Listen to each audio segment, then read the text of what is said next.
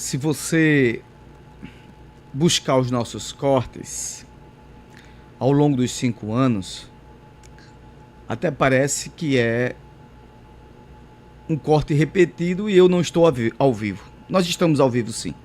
Hoje é 2 de maio, sábado, são 10h30. E por que antes do meu comentário eu discorro desse prefácio? Por quê? Porque as coisas só se repetem. As tragédias da sociedade só se repetem. O que acontece em nosso meio, dentro do campo social e dos problemas sociais, são, em algum momento, pelos que detêm o poder, um fato de um efeito. E ele não tem causa. E aí está o problema. Esse é o ponto. Eu estava falando aqui, novamente, sobre o que aconteceu e o que está acontecendo sobre as fortes chuvas torrenciais no estado de Pernambuco e na nossa região, e dos problemas que corriqueiramente acontecem e se repetem, e se repetem, e se repetem, até parece que é uma gravação de um problema crônico que os poderes intitulados políticos e administrativos do nosso país, isso aí inclui de governo a prefeitos, eles são feitos muitas vezes para tapar uma coisa isolada. É o velho falar, olha, vamos aqui eliminar esse fogo com gasolina, não vai acontecer nada. Dito isso, e abrindo parênteses, a gente ia reconhecer que existem ações, sim, que minimizam os desastres. Mas são ações isoladas porque repercutiram um efeito. Não se procura a causa. O nome disso se chama ausência de planejamento. Né? O que é que dá voto de imediato? O nosso grande problema é que o nosso país vive atrás de ídolos. Nosso país vive atrás de ídolos, de um lado e de outro. Daquele para chamar de mito ou chamar de seu. A população não se conscientizou ainda que nós precisamos de estabilidade. E estabilidade não se faz jogando para a plateia e fazendo discursos fervorosos ou se aprofundando no processo do sentimentalismo humano. Não. Estabilidade é aquilo que você observa que ele não precisa aparecer, mas a sensação de conforto, a sensação de segurança da minha vida social será contínua. Enquanto nós votarmos atrás de ídolos, o desastre desse país será contínuo, o desastre desse país será contínuo, o desastre do nosso Estado e a falta de percepção daquilo que é decorrente de escolhas erradas que nós fazemos. Dito isso, aí você pergunta, e você está querendo chegar aonde, Jadiel? Vou dizer agora. Se você chegar aqui, e se eu chegar aqui, e se você nas minhas redes sociais começar a dizer, olha, as pessoas construíram na margem do rio, ou na margem da maré, ou nos mangues, ou nos morros. Ah, foi? Tá bom. Vocês acham que eles construíram por quê? Vocês acham que isso foi construído por quê? Porque eles acharam lindo, porque lá é um lugar melhor? Ou porque ele vai pescar lá na beira do rio? Nem peixe tem, porque o rio é totalmente contaminado. Não. Não. É por ausência de planejamento dos poderes constituídos, do poder municipal, do poder estadual. Então você vê as mesmas cenas se repetindo. As mesmas cenas se repetindo. Quando você observa um leito do rio e quando tem uma chuva de alta intensidade e que o leito do rio vai buscar e chega água nas ruas. Não, vocês invadiram o leito do rio. Quando você observa um rio que não é feito serviços de manutenção, com ação de prevenções, sabendo que vai chegar o inverno, o que é que vai acontecer? Quando o poder público se omite desse momento, vai acontecer alagamentos, gente desabrigados e desalojados.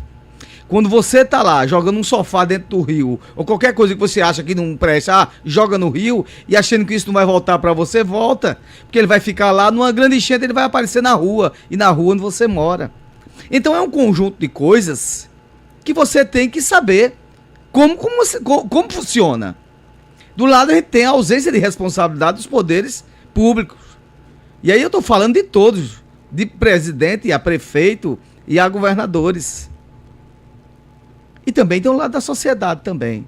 Agora, julgar a sociedade que está morando no Rio, que mora numa área de morro, porque ele achou que ali era melhor, não, foi porque foi dado aquilo a ele. Foi o único lugar onde ele encontrou para construir. Já que vocês deram aquele lugar para construir e consentiu, então vamos fazer as drenagens lá. Vamos fazer os processos de escoamento das águas pluviais, fluviais, processo de drenagem. Vamos dar vida social com dignidade às pessoas. Ora, tem casas na beira do rio, vamos tirar ele, se for para tirar, mas dar num lugar decente. Um lugar onde haja segurança, observando que vai ter inverno um dia. Ou vocês acham que nunca chove? Esse é o grande problema. Esse é o grande problema. O que a gente viu de ontem para cá, e pode ainda ver outra vez, porque nós temos inverno com intensidade, são enxurradas, né? Se chove agora, os invernos agora são uma anomalia, não existem invernos contínuos, mesmo assim quando havia enchentes, mas havia processo de leito dos rios, a água escorria para o lugar, mas o mundo mudou, a gente tem superhabitação nas metrópoles, superhabitação nas cidades do interior. Todo mundo sabe que há um êxodo rural para um êxodo rural para as cidades. Então você tem que dar a condição mínima às pessoas. Não é deixar se estabilizar para depois ver depois, não. Essa área aqui é protegida, vamos fazer aqui plantar matas sobre o rio, né? Programas de preservação de leito dos rios, de matas que protegem os rios, né? De alinhamento, como é feito em vários lugares. Não fiquem pensando que isso, se o inverno quiser e se a trombada d'água vir, ela leva tudo. Leva tudo. Muitas vezes você até preservando, mas você tem que fazer sua parte também. Né? A gente tem que fazer a nossa parte. Se o evento da natureza ele passar de qualquer alinhamento do que a gente já entende, não é se for um dilúvio de fato, não tem preservação, não tem nada que vá resolver o problema. As matas ciliares são importantes, preservam leitos dos rios, das suas nascentes. Capacidade de barragens de segurança. O que são barragens de segurança? Observar, né, que onde é que vai vir um leito do rio, aquele leito é muito forte, faz uma barragem lá, para ir soltando água aos poucos, para quando chegar na cidade, chegar de forma moderada. O nome disso, gente, não é feito amanhã, não. Isso são projetos de médio e longo prazo. De médio e longo prazo. Se a gente vai aqui para a região metropolitana e observa, há mais de 20, 30 anos não se faz uma reunião com os dirigentes ou os prefeitos das capitais sobre ações integradas em tempos de inverno. Cada um cuida do seu e acabou. E a gente vê claramente que mesmo que prefeitos e governos digam fizemos isso, fizemos aquilo, as ações são insuficientes. Porque os problemas são os mesmos. Quem mora em Olinda está lá com as ruas alagadas, perdendo tudo novamente. Sabe por quê? Por causa do canal do Fragoso. 500 anos, estão fazendo agora. Vamos ver, esperamos que terminamos. Mas veja quanto tempo não está isso aí. E não adianta personificar. Não adianta personificar. O grande problema é que as defesas civis de municípios não tem sua operação de infraestrutura. Ele só aparece com aquele fardamento quando aparecem tragédias. Não são estruturadas. Não são estruturadas como uma entidade de fato que possa preservar de fato a vida das pessoas. Já se está dando o nome, Defesa Civil. Mas a gente sabe claramente que as defesas civis, elas existem operacionalmente de fato nas grandes cidades. Nas grandes cidades. Pequenas cidades têm lá o nome para não perder lá algum incentivo do governo, para dar um parecer, alguma coisa. Muitas vezes a estrutura é uma pessoa só. Então a gente tem que começar a levar a sério as coisas, porque senão vai estar novamente eu e várias pessoas falando sobre a mesma coisa, os mesmos problemas de sempre. Ontem eu vi uma imagem interessante, os caras na Avenida Recife andando de jet ski, era 2 jet ski para cima e para baixo. Há 500 anos que todo mundo sabe que quem vai para hospitais, coisa e tal, e vai para o sentido sul, a Avenida Recife vira um rio, um açude. E os caras andando de jet ski. Aí foi anunciado que ia ter várias coisas, não ia alagar mais, porque em Biribeira ia ter, ia fazer um regime de segurança, era um parque, que esse parque depois da chuva ele ia ser alagado, e a gente não vê acontecer nada. Porque são obras isoladas, que não observam o leito do problema, não observam a causa do problema. As pessoas, eu estava olhando ontem as imagens ontem do rio Sirigi, até a barragem de Sirigi, você vai andando por ali, Murupé e Vicência, estava uma tragédia. Uma tragédia. E aí agricultores acham que pode também plantar até dentro do rio. Né? A gente vê mesmo que tem proprietários que não têm um mínimo assim de noção das coisas e não observam que aquilo ali que passa também na sua propriedade é um leito de rio, também deve ser preservado, porque também vai gerar problema para as pessoas. Então tem que ser ação conjuntas, ação de você ter um mínimo de consciência. Se eu estou prejudicando aqui, achando que isso não vai voltar para mim, vai voltar para ti. O mesmo dano que tu está fazendo ainda também vai prejudicar os outros. Então, ações contínuas, de preservação contínua, de enchentes ou de seca, tem que ser políticas públicas pensadas de médio a longo prazo. Quando acontece o que está acontecendo, já não é mais ação de prevenção, é ação de salvamento. Já não é mais a ação de prevenção, é ação de salvamento. É ação de salvamento. Eu repito, o caminho das águas vai ser sempre o caminho das águas. Ela vai buscar seu espaço. Mais dia, menos dia, o leito dos rios busca o seu espaço. E ele não quer saber se você construiu uma rua, pode ser rua de mediana, né? Menos, dentro de uma complexidade social menor, ou de grande estrutura. Não, ela vai lá e vai buscar o seu espaço. A chuva vai buscar o seu espaço. Não adianta brigar com a natureza. Você acha que toda vez que está derrubando uma árvore, desassoreando rios,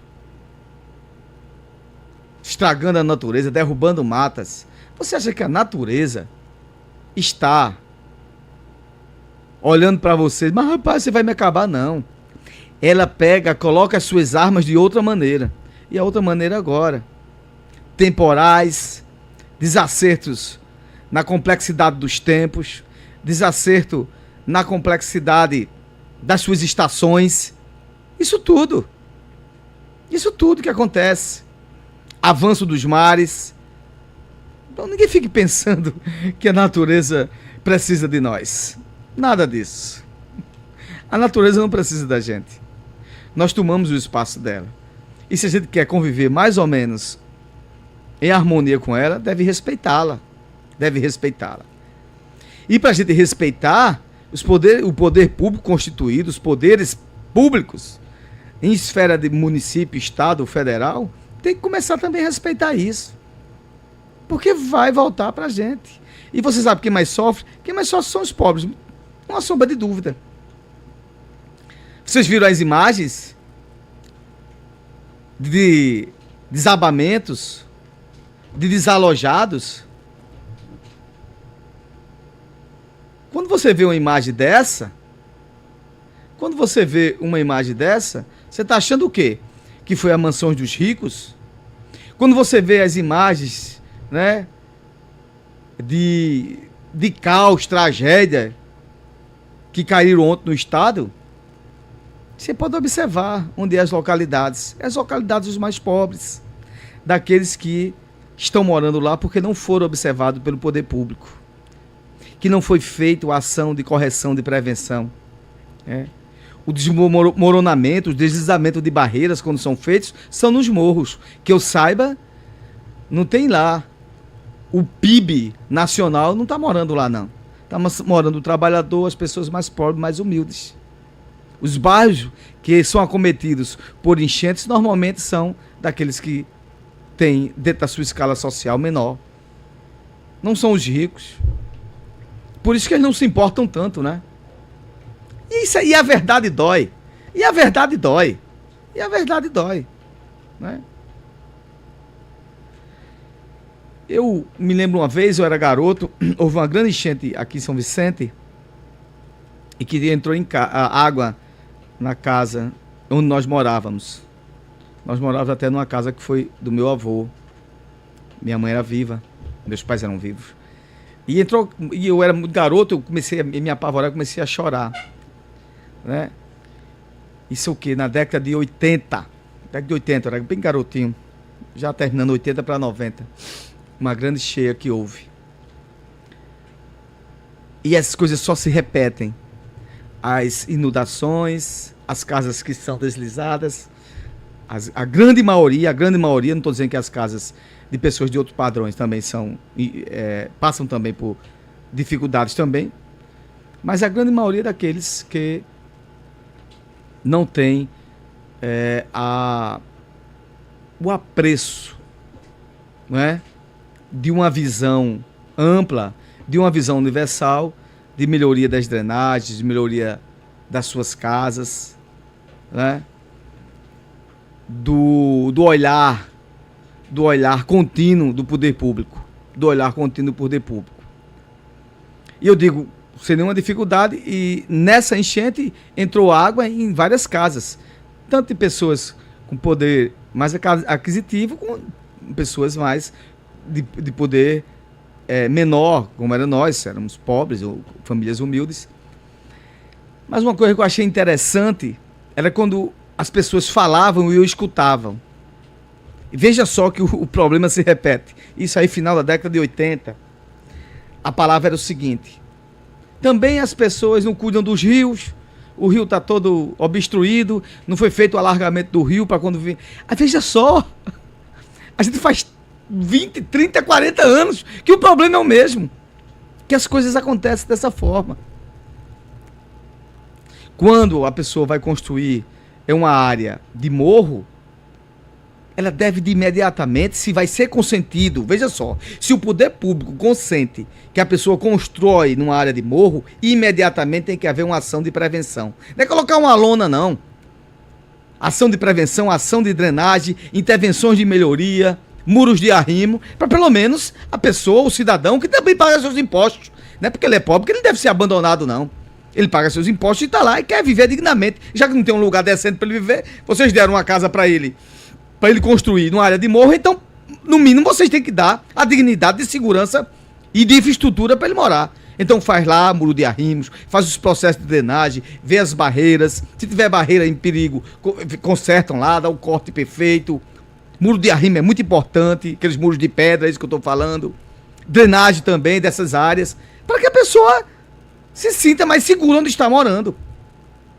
Aí a pessoa vai, faz a casa, o poder público consente. Se não consente, faz de conta que não está ali, nem lá vai, nem dá a moradia digna e depois vem reclamar. Não. O cidadão que está morando na margem do rio ou em áreas de morro de difícil acesso, e nesses morros existe risco de desabamento, já que o poder público deixou ele construir, é obrigação dele. É obrigação do poder público observar aquilo ali e fazer as áreas de intervenção de segurança. Ou se não, mostrar ele um local melhor e mais seguro para ele construir. Esse negócio de estar reclamando do cidadão, não. Não vem para cima de mim que essa conversa não serve, não. Tem que assumir responsabilidades. Tem que assumir responsabilidades. Discurso fácil é muito bom, né? Por isso que eu digo a vocês. As pessoas estão lá porque precisam. Se o poder público deixou, tem que fazer as ações de segurança, ou senão dá um local melhor do que aquele ali para que ele possa morar. E não simplesmente dar uma de rogado, fazer uma de, né, que não está vendo nada, cego, surdo e mudo, e deixar passar. E aí as tragédias vão as tragédias vão continuar e se perpetuarem ao longo das nossas vidas. Lembrem do que eu falei, porque eu fiz a analogia. Os problemas são os mesmos há mais de 40 anos. Os problemas são os mesmos. Eu tinha 8 anos, 7 anos de idade, quando eu vi com os meus próprios olhos o enchente. De fato, as águas entrando nas casas das pessoas. Os problemas são os mesmos. E olha que naquele tempo não existia tanta densidade populacional nas cidades. Então o que acontece hoje em Recife acontece em todos os lugares. De São Vicente para Caparana, Timbaúba, Vicência, acontece. Então, essas ações são importantes. Essas ações são importantes, né? E você achar que o que é que vai acontecer? Vai chegar o verão, o período de chuva vai passar, não se enganem. Não se enganem.